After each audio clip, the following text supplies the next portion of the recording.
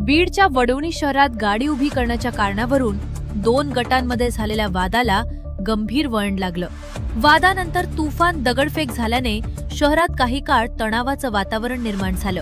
घटनेची माहिती मिळताच पोलिसांनी घटनास्थळी धाव घेत परिस्थिती नियंत्रणात आणली.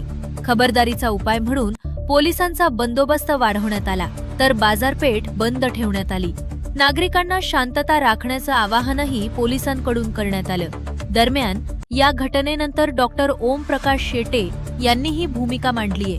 ओम प्रकाश शेटे हे सामाजिक आणि राजकीय क्षेत्रात सक्रिय असलेले व्यक्तिमत्व म्हणून परिचित आहेत. या प्रकरणात त्यांनी पोलीस प्रशासनाकडे कारवाईची मागणी करण्यात आली आहे. तसेच पोलीस प्रशासनानं या घटनेची सखोल चौकशी करून दोषींवर कारवाई करावी अशी त्यांची भूमिका आहे. आता ओम प्रकाश शेटे नेमकं काय म्हणाले पाहू. बऱ्याच जणांना वाटलं असेल मी इथं माते भडकवायला आलोय, हिंदू धर्माचं मातं ठिकाणावर करायला आलोय, जे पूर्णतः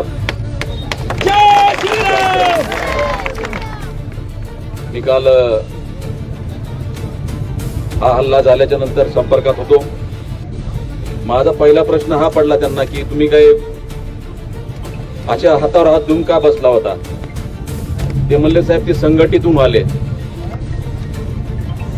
मग माझ्या मनात प्रश्न पडला की संबंधित व्यक्तीचं नाव इस्माईल, अरे त्याची स्माईल 32 फोडून करायला पाहिजे होती. लक्षात ज्याला ज्या भाषेत उत्तर कळतं त्याला त्या भाषेत उत्तर द्यावं लागतं. मी माहिती घेतल्याच्या नंतर मला एक जण सांगतो की साहेब कैकाडी समाजाच्या मुलाबरोबर त्यांनी भांडण केले होते. बर, पुन्हा कुंटेवारीमध्ये ह्याच्याबरोबर भांडण केले ते ह्या समाजाच्यात मला लाज वाटली पाहिजे. हिंदू समाजाचं नाव आलं पाहिजे, कैकाडी समाज वगैरे हे समाज आला नाही पाहिजे. एखाद्या समाजावरती हा हल्ला नसतो. मी कधीही सांगत असतो की हिंदू समाज, हिंदू धर्म, आम्ही धार्मिक आहेत, धर्मांध नाही आहेत. लक्षात घ्या, धार्मिक या शब्दाचा अर्थ सहिष्णू आहेत. माझं पोलीस प्रशासनाला विनंती आहे, ही घटना उलटी घ्या बरं. सगळ्यात आधी कोण टपकावा माहिती का, जे यांना मदत करतात आपले बाट घे. लक्षात घ्या, मी कधीही टाकाला जाऊन तांब्या लपवणारा नाहीये. मी छाती ठोकपणे सांगत असतो की मी हिंदू यस. आम्ही आमचं काम करत असताना मान देखील वर करत नाही. हिंदू धर्मामध्ये आम्हाला शिकवण आहे, आम्ही कधी कुणावरती अतिक्रमण आक्रमण करत नाही. परंतु सनातन हिंदू धर्माची संस्कृती आले गेले किती हजारो आक्रमण झाले, परंतु हिंदू आहे तिथं चांगल्या पद्धतीनं जगतो. इतर समाजाला देखील आम्ही एकत्र घेऊन जगतोय, हा इतिहास आहे. दुर्दैवाने या मधल्या काळामध्ये तुम्हाला माहितच नाही विश्वल्ली किती पेरणी चालली आहे. मी पुराव्याशिवाय बोलणार नाही. लक्षात घ्या, माझं पोलिसांना आव्हान आहे. 2-2, 3-3, 4-4 केस. अरे महाराष्ट्र प्रिव्हेन्शन डेंजरस ऍक्टिव्हिटी खाली याला कधीच उचलून टाकायला पाहिजे, तर ही घटना घडली नसती. एमपीडी लागायला पाहिजे होता. मला इथल्या तुम्ही सगळेजण नगरपालिका तुमच्या ताब्यात आहे, बघायची गुंटेवारी वगैरे गेली असं आधी बुलडोजर फिरवा त्याच्यावर, इलिगल असेल तर हे ऐवत असेल तर पहिल्यांदा बुलडोजर फिरवा, तर आम्हाला सगळ्याला शांती होईल. लक्षात घ्या, यांच्यावरती उपाय एकच आहे. लक्षात घ्या. आणि माझी विनंती, ज्याला भाईचाऱ्याच्या गोष्टी कळतात ना, आमच्या एखाद्या हिंदूने चुकून मुस्लिम बांधवावरती जर हल्ला केला, त्याला समजून सांगायला 1000 जण असतात आणि 2000 जण त्याच्याबरोबर विरोधात सामील असतात. असं तुमचं काय दिसत नाही बाबा? भाईचारा काय एकाच बाजून निभवायचा का? माझा कुणाला विरोध नाही. गोष्ट धर्मावर नाही, पण तुम्ही धर्माशिवाय जगत नाही, धर्मावर आणल्याशिवाय राहत नाहीत. मी माहिती घेतली, सीसीटीव्ही चेक करा. 12 वर्षाचा पोरगा येऊन 10-20 मोटरसायकली पाडतो. अरे लाज वाटली पाहिजे तुमच्या सारख्याला.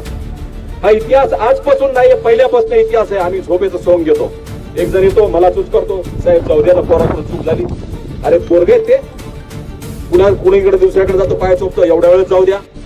हे होता कामा नाही. लक्षात घ्या, तुम्हाला जर भाईचारा निभवायचा असेल तर दोन्ही बाजूने आला पाहिजे. लक्षात घ्या, तुम्ही झोप येतात, जरा इतिहासाचे पानं चाळा. काल परवाच्या बातम्या बघा. गुलजारी राजा नावाची पात्रूडला ट्रस्ट आहे, फक्त 5 कोटी रुपये त्यांनी वाईट दाखवले. 5 कोटी 150 कोटी रुपये इथल्या विविध गतवादी आणि दहशतवादी ऍक्टिव्हिटीसाठी पैसा इकडे येतोय. आम्ही झोपीतच सोंग घेणार का? आमच्यासारखी 4-2 माणसं बोलल्याच्या नंतर त्याचं जणू काही पूर्ण गुत्ते घेतले, अशा पद्धतीची भावना. आता अंबोरी साहेबांनी नेकमूरच्या घटनेचा केला, उल्लेख केला. एक साधी माळकरी असलेल्या महिलेला तुम्ही मारता, लाज वाटली पाहिजे. आणि त्यावेळेस काही ज्यांना मतं हवी आहेत ती माणसं एकत्र येऊन ते निपटायचा प्रयत्न करतात. माझं मत आहे, मतं तुम्हाला आमची नको हवेत का? आणि त्याच्यापेक्षा 1000 पटीने आमची मतं आहेत ना, तुम्हाला ह्या आमच्या मताची किंमत नाही. त्याचं कारण आहे की आपल्या समाजामध्ये, हिंदू धर्मामध्ये जातीवरती राजकारण आलं. मला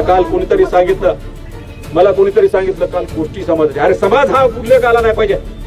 हा हिंदू धर्मावरती हल्ला आहे असा जोपर्यंत येत नाही तोपर्यंत तुम्ही आम्ही एक असा कधीच होऊ शकत नाही, लक्षात घ्या. आणि गोपीचं सोंग पूर्णतः बंद करा. घटना नेटूरला घडली, घटना दिलरूडला बाजार उठवण्याचा प्रयत्न केला, मी तिथं खंबीर आहे म्हणून मी आतापर्यंत कुणाला इन्व्हॉल्व केलं नाही. त्याचं कारण आहे जिथल्या तिथं ठेचायची हिंमत माझ्याकडे ठेवतो, लक्षात घ्या. कायदा कधीही तोडत नाही, कायद्याच्या बाहेर बोलत नाही. MPDA त्याला लागतो. यापूर्वीची FIR चेक करा. 15 दिवसाच्या आतमध्ये MPDAचा प्रस्ताव पूर्णतः गेला पाहिजे, नाहीतर 15 दिवसाच्या नंतर आम्ही परत इथं महामोर्चा आयोजित करू, हे सांगायला इथं आलोय, लक्षात घ्या. आम्ही उपोषण करणार नाही. तुम्ही त्या गैरसमजात राहू नका.